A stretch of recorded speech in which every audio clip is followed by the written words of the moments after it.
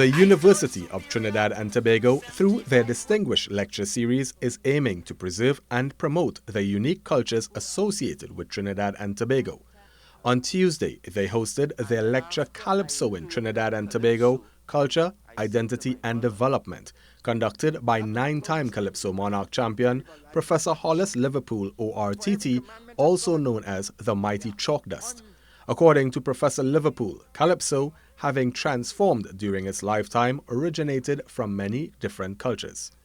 That Calypso, like Carnival itself, is a tradition brought to these Caribbean shores by our African ancestors, and imbued or perhaps fed with European and Asian elements. It was developed here in Trinidad and Tobago and changed by the people of Trinidad and Tobago as the society progressed on the ever-changing road, whereby we move from enslavement to colonialism, to independence, and post-independence.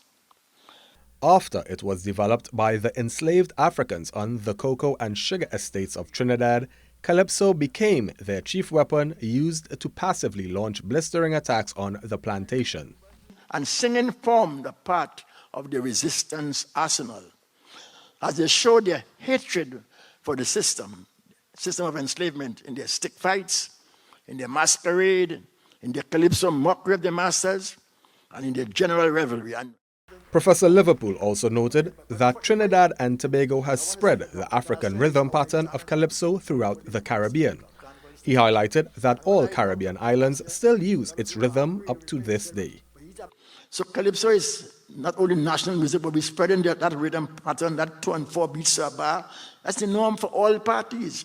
And everywhere the drumming of music takes place, we can discern the percussive beat of the Calypso, to the extent that Super Blue called it in the 1980s, Soca Baptist. But I'm afraid I'm casting pearls before swine, for you'll never inculcate such thoughts divine. You got a good intention, but poor education. Sunday, Monday. Members of the public in attendance were able to ask questions and interact with Chalkdust, further deepening the ongoing conversation, including how to encourage youth to participate in the creation of Calypso music. Jason John, TTT News.